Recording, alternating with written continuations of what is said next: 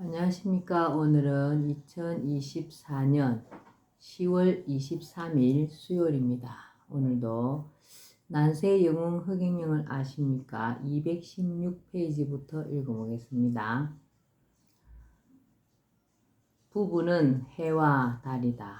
한자 밝을 명을 보면 해와 달이 나란히 있다. 낮에 뜨는 해는 남자를 상징하고 밤에 나오는 달은 여자를 상징한다. 해와 달이 나란히 놓여 밝을 명자를 이룬다. 달월이 날 일자 밑에 놓이거나 위에 놓이면 밝을 명을 만들 수 없다. 밝을 명처럼 부부는 대등한 관계여야 가정이 밝아진다. 밝기를 생각할 때도 얼핏 생각하면 해가 뜨는 낮이 달이 뜨는 밤보다 훨씬 밝은 것 같지만 그렇지 않다.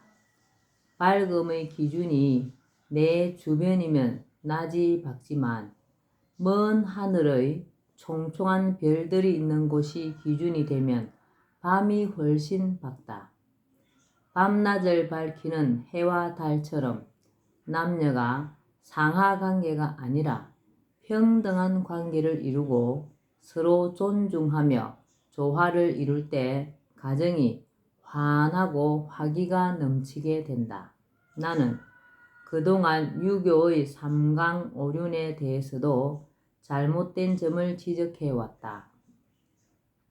주지하다시피 삼강이란 임금은 신하의 어뜸이요 남편은 아내의 어뜸이 되며 부모는 자식에게 어뜸이 된다는 세 가지이다. 이 중 부의부강은 옳지 않다는 게 내 지론이다. 부부는 대등한 사이여야지 한쪽을 더 높여 놓은 것은 문제가 있다는 말이다. 삼강의 구체적 표현이 오륜인데 삼강의 부의부강과 오륜의 부부유별이 서로 부합되지 않아 삼강오륜 자체가 모순이기도 하다. 부부유별은 부부 사이에는 서로 침범치 못할 구별이 있다는 뜻으로 여기서 별은 사돈관계를 의미하는 것이다. 사돈관계는 대등한 관계이지 높낮이가 있는 관계가 아니다. 그러므로 오륜에는 부부유별이라는 높낮이가 없는 관계로 표현해 놓고 삼강에는 높낮이를 둔 부의부강으로 표현된 것은 잘못된 것이다. 남편과 아내는 당연히 구별될 수밖에 없다. 남편과 아내 이전에 남자와 여자라는 생물학적으로 서로 다른 조건을 갖추고 있기 때문이다. 남편들어 아기 낳는 일을 하라고 할 수 없고 큰 힘이 필요한 일을 아내에게 하라고 하는 것은 도리에 맞지 않는다. 전통적으로 남편은 주로 집 밖에서 돈을 벌어오는 일을 하고 아내는 집 안에서 가정 살림을 책임지고 자식을 양육하는 일을 해왔다. 자연적인 역할 분담이다. 이것을 차별이라고 보면 안 된다.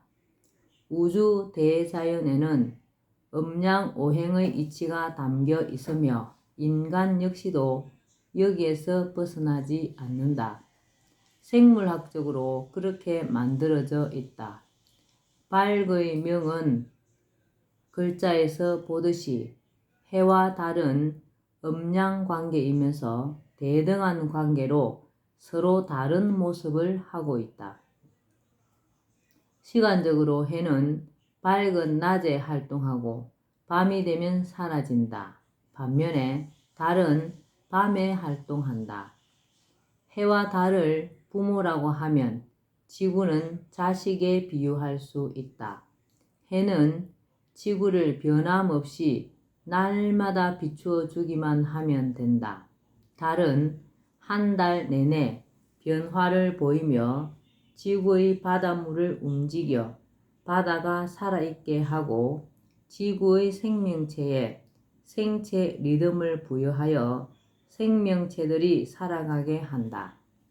해와 달이 이렇게 각기 다르게 자신의 역할을 다함으로써 조화가 일어나 지구라는 생명체가 유지되고 그 속의 온갖 생명체들이 살 수 있게 된다. 공간적으로 해는 먼 곳에서 일을 하고 달은 가까운 곳에서 일을 하여 지구에 최적의 환경을 조성한다. 지구에서 해와 달을 보면 크기가 거의 비슷하다. 이것은 인간 사회에도 그대로 적용된다. 남편의 주요 활동 무대는 바깥의 일터이다. 밖에 나가 왕성하게 활동하면서 큰 소리도 치고 목에 힘도 주고 그럴 수 있다. 그러나 일단 집 안에 들어오면 아내에게 권한이 있다. 집 안은 아내의 그라운드이다. 가정에서 아내가 편안하고 어머니가 안정되어야 집안이 안정되고 활기도 있게 된다. 가정의 중심은 남편이 아니라 아내라는 뜻이다. 집 안에서 아내를 이기려고 하거나 큰 소리를 내는 남편은 못난 남편이다. 아내도 밖에 나가면 남편의 위신을 세워주는 지혜가 필요하다. 이것은 평등의 문제가 아니라 부부간의 조화를 이루고 화목한 가정을 꾸려나가는 자연의 이치이다. 지구에서 보는 해와 달의 크기처럼 자식이 보는 부모도 거의 비슷한 비중으로 다가온다. 한편 부부간 구별은 부부 사이의 역할을 말하는 것이지 사회생활에서의 남녀 역할을 말하는 것이 아니다. 남자든 여자든 누구나 사회생활을 할 수 있고 그 역할이나 지위에 인위적 제한을 두어서는 안 된다는 것은 말할 필요도 없다. 여성이라도 실력에 따라 얼마든지 조직의 고위직에 오를 수 있고 하는 일에 대해서도 제한을 받거나 제한해서도 안 된다. 대한민국은 모든 국민의 평등권이 보장되어 있고 직업 선택의 자유가 있는 나라이다.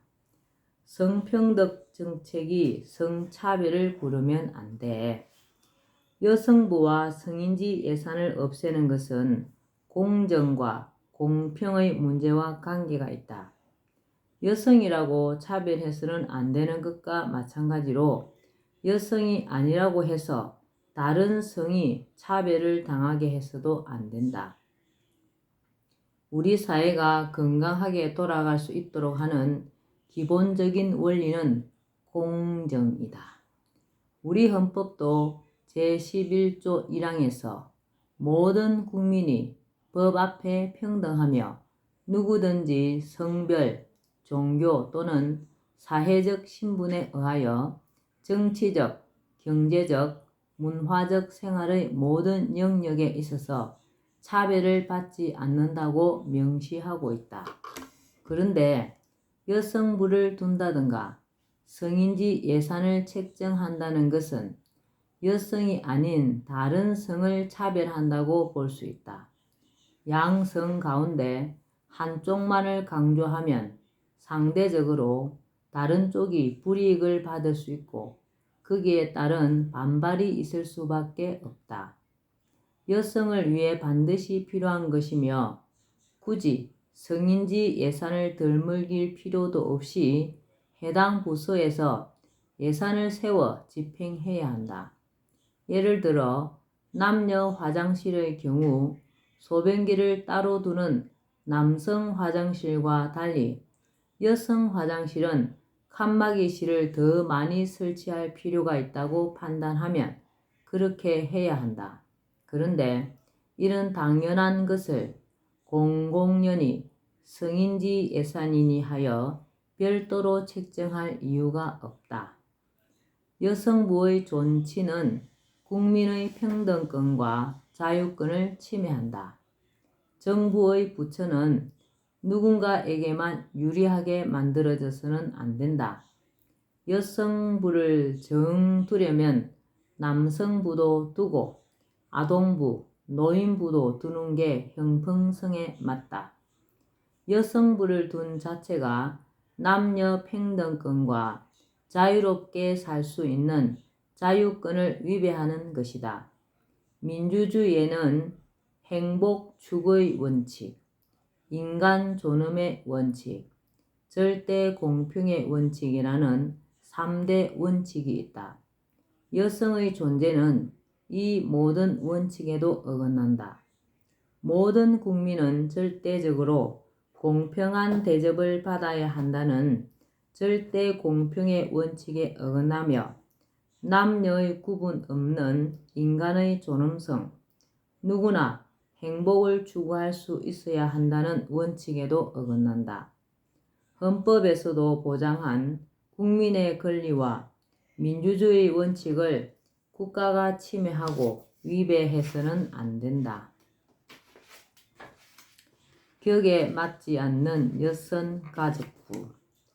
여성부를 폐지해야 하는 또 다른 이유는 여성의 권익 보호를 위해 국방부나 행정부에 맞먹는 부서급으로 중앙부서를 설치하는 것이 격에 맞지 않는다고 보기 때문이다. 여성부는 장관을 기관장으로 하는 국가의 중앙행정기관이다. 중앙행정기관에는 기획재정부, 행정안전부, 국방부, 교육부, 과학기술정보통신부, 외교부, 법무부, 보건복지부, 산업통상자원부 등이 속하는데 모두가 국가와 국민 전체를 대상으로 하고 있다. 여성부가 최근 여성가족부로 이름을 바꾸고 가족과 청소년 문제 등도 담당하고는 있다지만 여전히 국민의 절반에 해당하는 남성이 빠져있다는 측면에서 중앙부서로는 적합하지 않다. 국가가 가정폭력이나 성폭력과 같이 사회적 약자로서 여성들이 겪는 문제에 대해 큰 관심을 가지고 대책을 수립해야 하며 여성의 복지와 권익 보호에 힘써야 하는 것은 당연한 일이다. 그러나 이러한 문제들은 새삼스러운 주제가 아니며 원래 보건복지부에서 맡고 있던 것으로 보건복지부의 정책 대상이다. 굳이 격에 맞지 않는 여성부라는 중앙부서를 별도로 두어 예산을 낭비하고 사회적 분란을 가져와야 할 이유가 없다. 지금의 여성부는 폐지하고 보건복지부 안에 담당 부서를 두는 것으로 충분하다. 사회통합을 이루는 균형 잡힌 정책. 사람은 누구나 차별에 민감하게 반응하기 마련이다. 예전에는 어릴 적에 딸이라고 가족으로부터 심한 홀대를 받고 자란 경우가 있었는데 그것이 상처가 되어 컸어도 잊지 못하고 살아가는 여성이 많았다. 차별하는 것은 그만큼 상처를 주는 일이다. 국가에서 설치한 여성부나 여성만을 위한 국가정책이 남성, 특히 청소년을 비롯한 젊은 남성들에게 상처를 줄 수 있다. 이전에 딸에 대한 가정의 차별, 여성에 대한 사회적 차별이 여성들에게 심한 상처를 주었던 것처럼 성차별을 없애겠다고 하는 국가의 정책이 오히려 또 다른 성의 역차별의 소외감을 줄 수 있다.